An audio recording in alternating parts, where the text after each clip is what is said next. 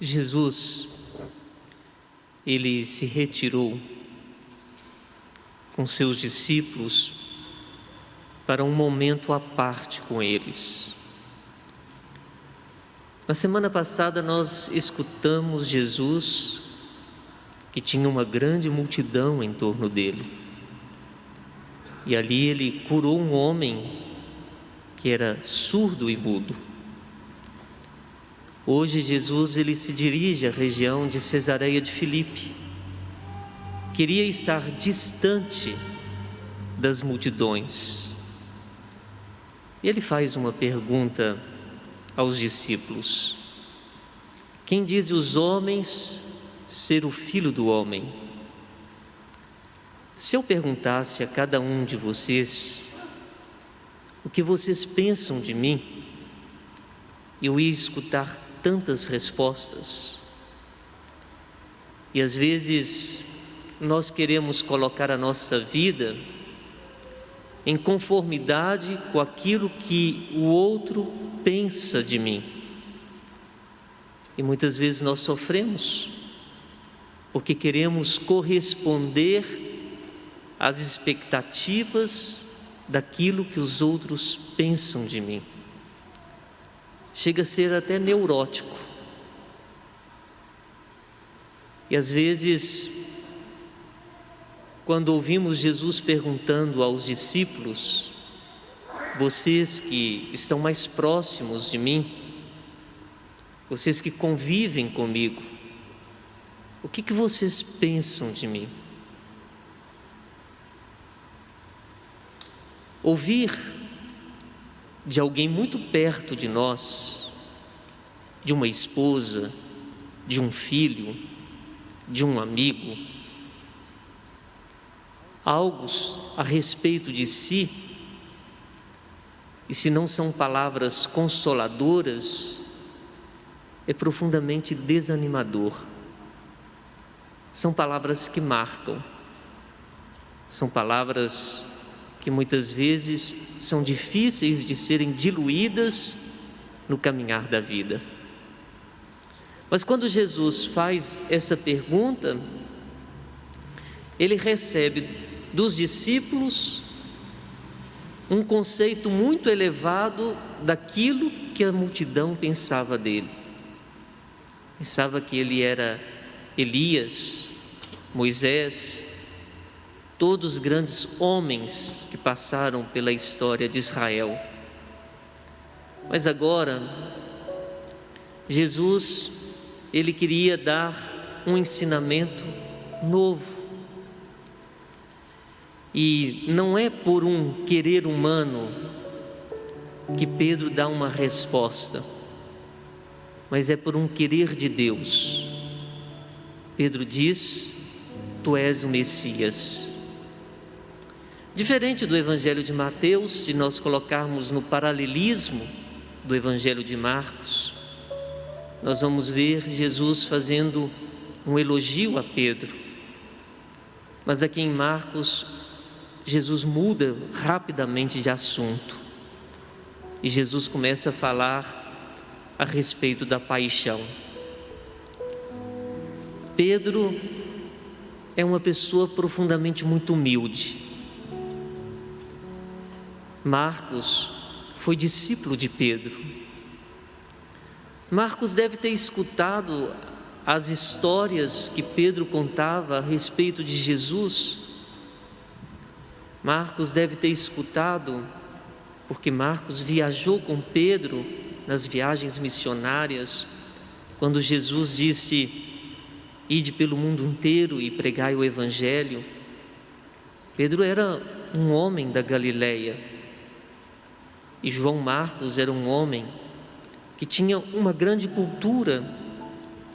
Por isso foi providencial que João Marcos acompanhasse Pedro nas viagens missionárias. E ali ele deve ter escutado muitas das histórias que Pedro contou a ele. Por isso, um dos traços que João Marcos coloca a respeito de Pedro é a sua figura, com seus erros, com seus defeitos, e com as suas misérias. Totalmente diferente do Evangelho de Mateus, que vai colocar Pedro como a rocha, a pedra. Alguns exegetas do século XIX colocam que o primeiro evangelho a ser escrito foi o Evangelho de Marcos. Mas os padres antigos da igreja, eles acreditam que o primeiro evangelho a ser escrito foi o Evangelho de Mateus. E quando Pedro dá essa resposta, tu és o Messias, Jesus começa a dizer sobre a sua paixão, sobre a sua morte. E Jesus começa a fazer os anúncios daquilo que viria da agora para frente. Eles estavam acostumados com Jesus fazedor de milagres, com Jesus multiplicador de pães, com Jesus que era capaz de levantar aqueles que estavam mortos. Agora, eles começariam a caminhar com Jesus para o caminho do Calvário, para o caminho da cruz. Por isso Jesus, ele começou a fazer o anúncio da sua paixão. E ao mesmo tempo, a paixão sempre associada à ressurreição. Jesus começa a dizer a condição para ser discípulo dele. O que nós queremos? Nós queremos sempre o Jesus da glória, o Jesus dos milagres, o Jesus das consolações. É uma diferença muito grande entre ser seguidor e ser discípulo de Jesus.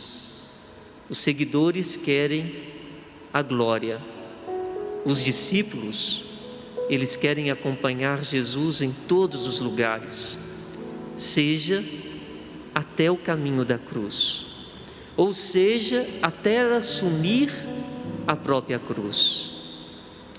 E quando Jesus começa a falar sobre isso, eu me lembro de um dos grandes místicos da igreja, que vai escrever a subida ao Monte Carmelo, que é São João da Cruz, e ele vai fazer a reflexão justamente do seu livro a partir do Evangelho de Marcos, no capítulo 8. São João da Cruz, ele vai dizer que nós, quando oramos, não podemos encontrar consolações. Nós, quando seguimos Jesus, nós não podemos encontrar consolações. Seguir Jesus é seguir Jesus pelo caminho do sofrimento. E seguir Jesus é muitas vezes não ser atendido das nossas necessidades de acordo com aquilo que nós queremos. Por isso São João da Cruz, ele chega a escrever que muitas vezes seguir Jesus é muitas vezes seguir o caminho e viver a experiência do absoluto nada. É o nada. Santa Teresinha compreendeu muito isso, quando ela, desde pequena, fazia pequenos e grandes sacrifícios para a conversão dos pecadores e para o seguimento de Jesus até no sofrimento. Quando Jesus começa a falar da cruz, da morte, deste escândalo, Pedro diz a Jesus que Deus não iria permitir tal coisa. Todos nós queremos o bem para os nossos amigos, nós queremos o melhor para as pessoas que nós amamos. Nós não queremos que as pessoas que nós amamos sofram. Alguém que quer ver o sofrimento de um esposo, uma esposa, de um filho? Alguém quer ver o sofrimento de um pai? Por isso Pedro não queria ver o sofrimento que Jesus iria passar. Pedro não queria experimentar esse sofrimento de Jesus. Às vezes, nós vamos até Deus e aí ditamos para Deus o que nós queremos. Às vezes queremos dar ordem em Deus e deixamos de Deus Ele fazer o que Ele quer com a nossa vida, do jeito que Ele quer realizar na nossa vida, a forma como que Deus quer agir na nossa vida. Pedro queria dizer a Deus o que Deus deveria fazer. Nós muitas vezes somos assim. Nós queremos muitas vezes dizer a Deus o que Ele deve fazer. E diante de Deus, somos nós que devemos perguntar qual é a vontade dEle para a nossa vida. E muitas vezes conformar a nossa vida até com o sofrimento pelo qual nós experimentamos na vida. Oferece os teus grandes e os teus pequenos sofrimentos em amor a Jesus. Oferece os teus grandes e pequenos sofrimentos para que você esteja junto a Jesus. E hoje nós podemos olhar a maravilha dessa segunda carta de Tiago.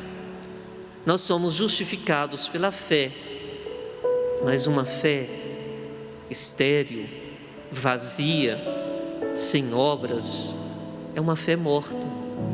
Por isso, aquele que é discípulo de Jesus, ele se coloca em compaixão com aqueles que sofrem.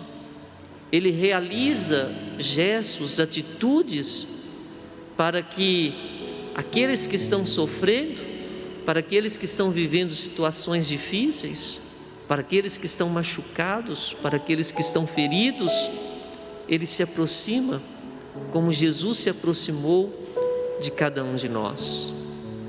Por isso, que este 24º domingo do tempo comum nos faça fazer a experiência do Messias, deixar Deus estar agindo na nossa vida e ver que os pequenos e os grandes sofrimentos pelos quais nós passamos, eles nos associam a Deus, nos unem cada vez mais a Deus, nos colocam em conformidade cada vez mais com Deus.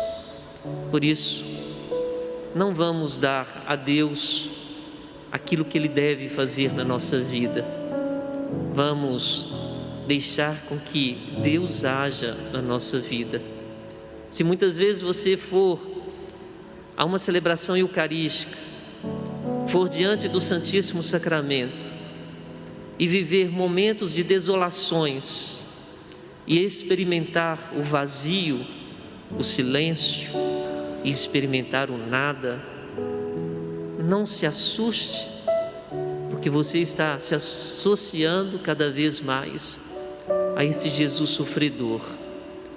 E Jesus faz uma promessa, Ele faz uma comparação entre a vida bios e a vida zoé. Quem quiser ganhar a sua vida neste mundo, vai perdê-la. Mas quem perder a sua vida para este mundo, vai ganhá-la. E qual vida? Não uma vida somente biológica, mas uma vida de eternidade. Uma vida para sempre. Uma vida que está nele. Feche um pouquinho os seus olhos e diga: Jesus, eu quero me associar à vossa paixão, morte e ressurreição.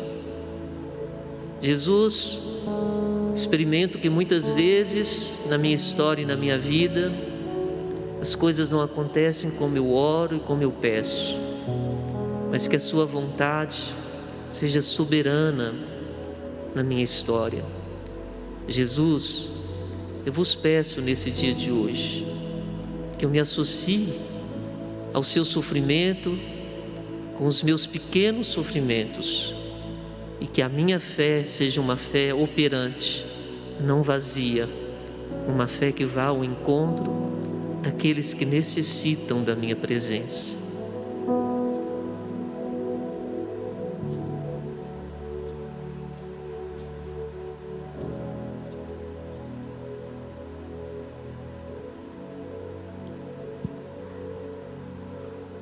Vamos professar a nossa fé.